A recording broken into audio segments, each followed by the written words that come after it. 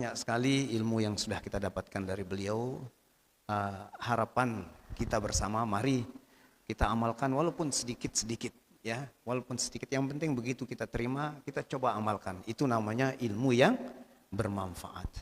Kalau kita tunda mengamalkannya, misalnya kalau mau pesan Nabi Ibrahim misalnya, ya, pesan Nabi Ibrahim, kalau kamu mau nanam tanaman di sorga, ya, sorga itu luas sekali dan sangat subur, maka bacalah hauqalah, la haula wala quwata illa billah. Ini ilmu sederhana, tetapi artinya kalau kita sekarang, mulai dari sekarang banyak membaca la haula wala quwata illa billah, artinya kita sudah punya tabungan di akhirat. Tabungannya berbentuk di dalam sorga, tabungan kita berbentuk kebun yang sangat subur di sorga. Kalau kita sudah tanam dan punya tabungan di sana, insya Allah kita akan menemuinya. Kita akan menemuinya kebun-kebun kita. Artinya kalau kebun kita akan temui, artinya kita harus masuk sorga karena kebun kita di dalam sorga. Ya, nah, itu ilmu yang sederhana. Mungkin pelunggu sudah tahu, tetapi kadang-kadang kita lupa. Nah, mulai dari sekarang kita amalkan la haula wala quwata illa billah. Ada juga ulama yang mengatakan kalau membaca astagfirullah, la haula wala quwata illa billah, terus campur dengan selawat 100 kali pagi, 100 kali sore, setelah kita tahlilan katanya itu bisa mendatangkan membuka pintu-pintu rezeki. Artinya membuka kemurahan Allah Subhanahu wa taala. Mungkin juga kebun pelungguh yang di sorga sana sudah berbuah, dikirim hasilnya ke dunia. Ya, berbentuk kehidupan dunia, berbentuk harta duniawi. Allahu a'lam bishawab. Jadi mudah-mudahan ilmu-ilmu yang beliau berikan bisa bermanfaat bagi kita semua. Dan mudah-mudahan beliau diberikan kesehatan dan keafiatan serta panjang umur. Demikian juga para masyayikh yang lainnya. Yang saya hormati dan muliakan para asatidz, ustadzat, hadirin, hadirat yang dimuliakan oleh Allah Subhanahu wa taala. Bulan Rajab sudah hampir habis nggih? Hampir habis. Nike yang tadi nike salah satu pesan Nabi Ibrahim ketika Rasul Mi'raj dan bertemu dengan Nabi Ibrahim. Nabi Ibrahim bertanya, siapa itu? Wahai Jibril, oh itu Muhammad sallallahu alaihi wasallam. Terus langsung diberi oleh-oleh. Wahai Ananda, suruhlah umatmu menanam di sorga, karena sorga itu luas tanahnya dan sangat subur. Nabi bertanya, bagaimana menanam di sorga? Baca la haula wala quwata illa billah. Masya Allah, tabarakallah. Ada hadis lain mengatakan, ada hadis lain yang khusus menanam korma. Mengqala subhanallah walhamdulillah wala ilaha illallah wallahu akbar wala haula wala quwata illa billahil aliyil azim ghurisat lahu an-nakhla fil jannah.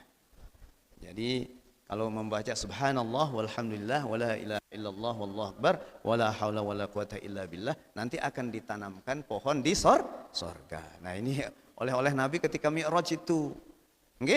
Dari Nabi Ibrahim baca hauqalah. Banyak-banyak membaca la haula wala quwata illa billah. Itu artinya pengakuan. Hauqalah itu artinya pengakuan bahwa kita ini sangat lemah. Kekuatan itu hanya ada pada Allah Subhanahu wa taala. Apapun upaya kita, tetapi ketentuan berhasil atau tidaknya hanya ada di tangan Allah Subhanahu wa taala. Oleh karenanya kita harus tetap berusaha. Kita harus berusaha mendapatkan cinta dari Allah Subhanahu wa taala. Dan upaya-upaya itulah yang terus kita lakukan, yang terus dilakukan oleh Nahdlatul Wathon. Seperti membuka pengajian, Pengajian niki adalah bagian dari cara kita. Nggih, bagian dari cara kita memperbaiki Islam kita. Memperbaiki hubungan kita dengan Allah. Karena ndak tahu caranya kalau ndak ada ilmunya. Amun dek pelinggih dengaji, mungkin dek pelinggih dengar. Oh ternyata membaca la haula wala quwata illa billah itu di samping kita berserah kepada Allah, ternyata ada langsung yang kita dapatkan. Kita membuat tabungan berupa kebun di sorga. Kita ndak tahu itu kalau kita ndak ikut ngaji.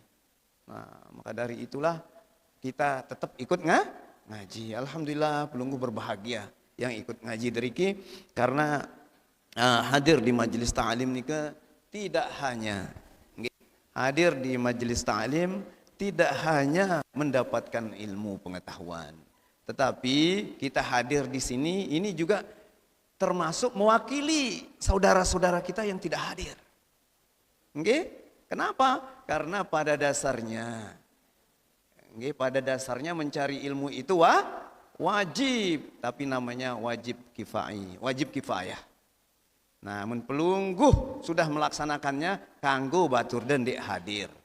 Nah sindek hadir nika pahalanya untuk pelungguh.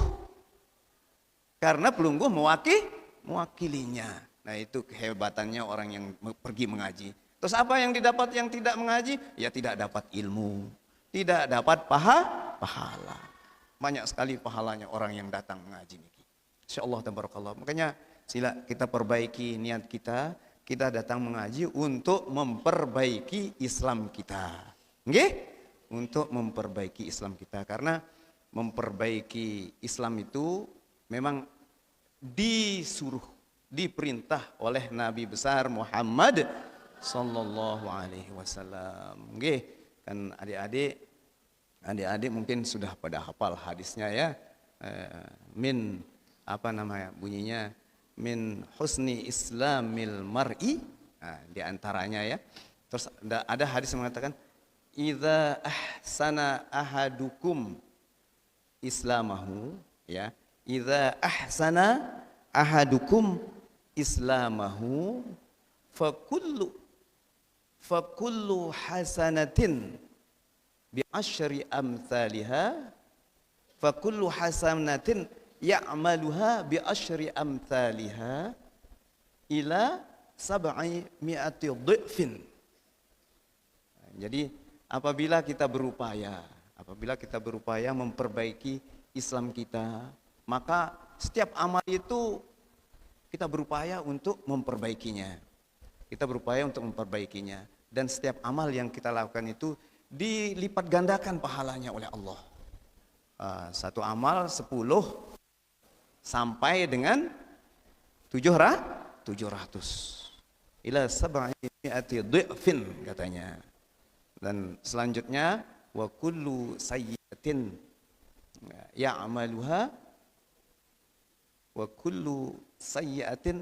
ya'maluha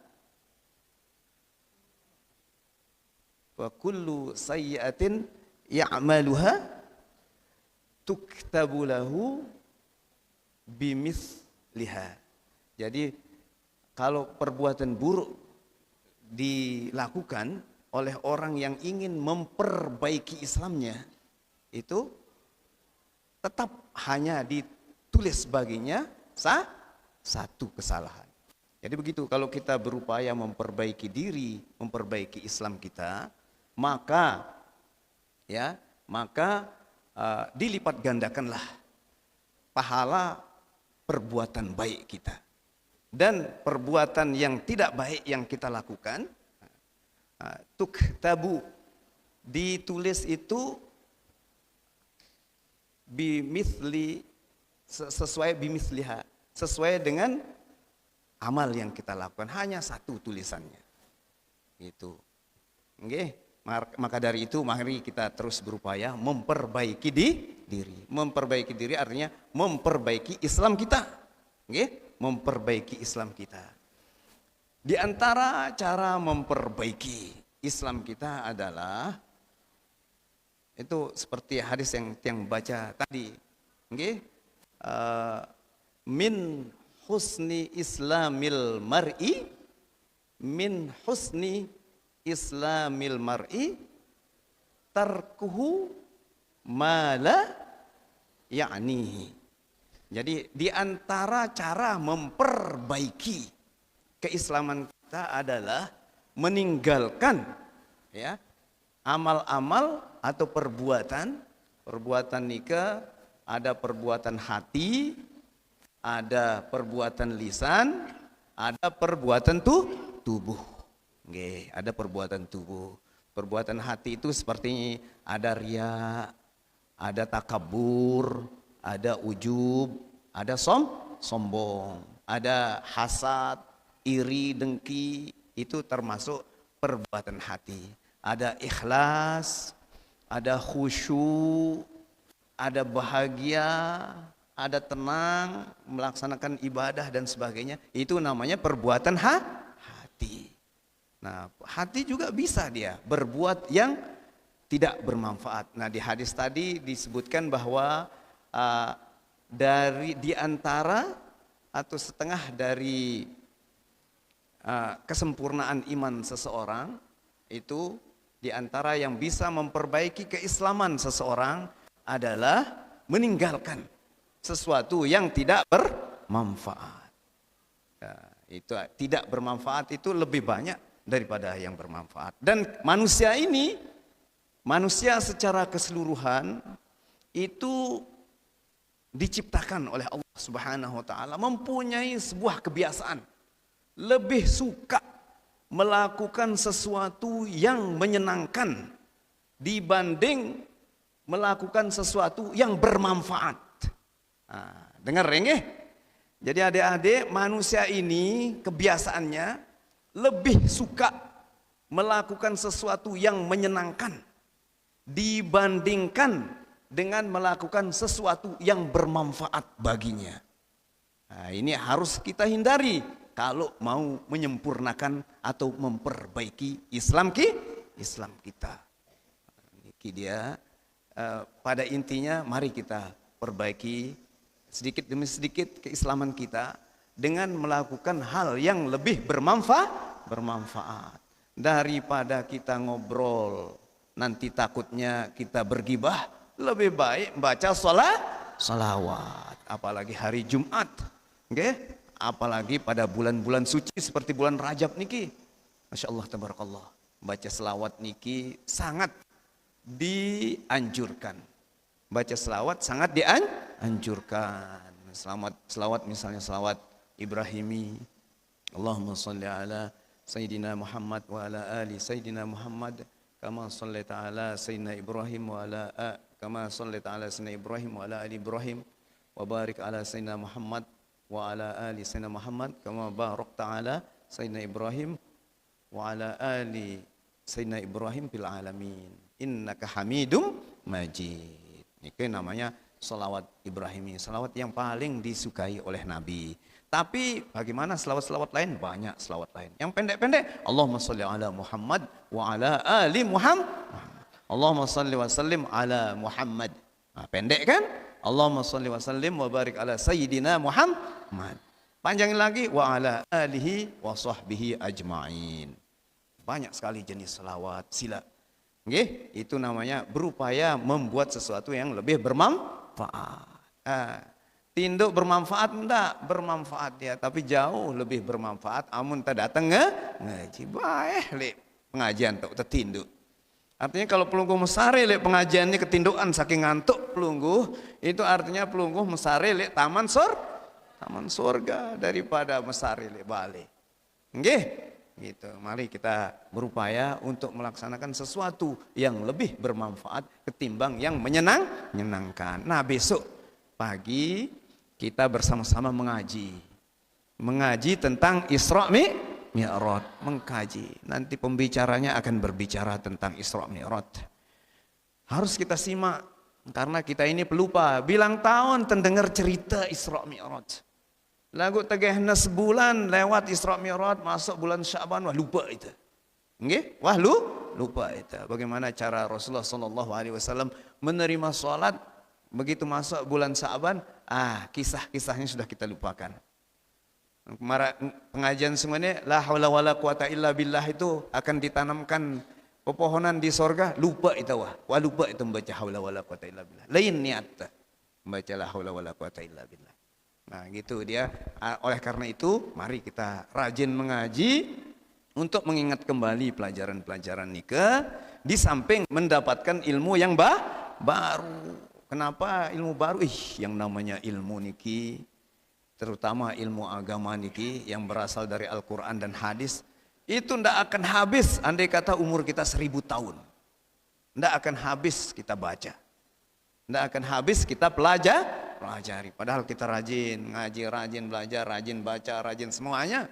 Tetapi 1000 tahun kita hidup tidak akan mungkin habis. Ya, karena begitu katanya di Al-Quran, andai kata ditatangkan lagi laut semisal lautan itu menjadi menjadi tinta dan seluruh pepohonan menjadi pena, tidak akan teruraikan isi Al-Quran. Masya Allah, tabarakallah. Sila yang rasa, mari kita sama-sama hadiri besok acara nikah. Jangan lupa nikah juga lungguh hadir di acara nikah juga. Niatkan sambil memberikan syiar, merupakan syiar. Jadi pelungguh nikah menjadi syiar. Kehadiran pelungguh di sini menjadi syiar bahwa NU itu tetap mengadakan pengajian di setiap momen. Maulid, dia pengajian maulid.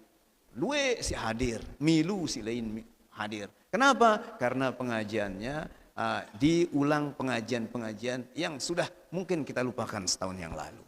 Nah, ini momen namanya itu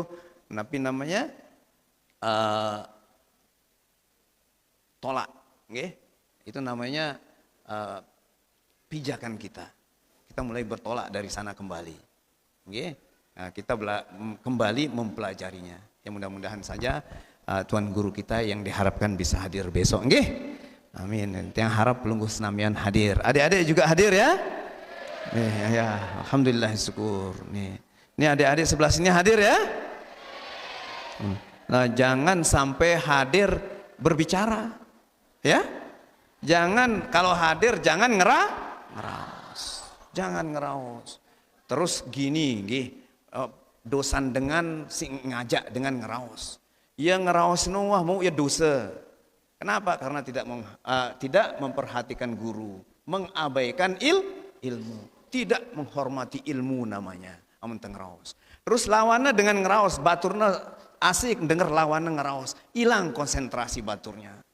Mau ya dosa tambahan karena ngelawan baturna ngeraos. Itu namanya dhalla fa'adhalla. Dia itu ngeraos sesat, ngajak orang ngeraos, menyesatkan orang. Jadi paha dosa nikah dua. Teduh ngeraos baturna deketna teduh ya, tenaknya ngeraos teduh ya, itu juga pahalanya lebih besar. Kenapa? Karena teduh itu artinya mengajak baturnya tidak berbicara, dia tidak mau berbicara. Tenaknya ngeraos teduh doang, artinya dia menolak itu sekaligus mengajak temannya agar tidak berbicara. Kalau dia ajak berbicara di saat Tuan Guru menerangkan, diajak berbicara terus mau, itu bukan ramah namanya. Itu bukan ramah, tetapi ikut mau dibawa tersesat. Mau dibawa tersesat. Nah, jangan mau ikut tersesat. Diam walaupun temannya itu anak guru misalnya. Walau temannya anak Tuan Guru misalnya, diam saja. Ya, diam kalau sedang mengaji. Saya rasa ini yang bisa saya sampaikan. Mudah-mudahan ada manfaatnya bagi kita semua dan bagi anak-anakku sekalian.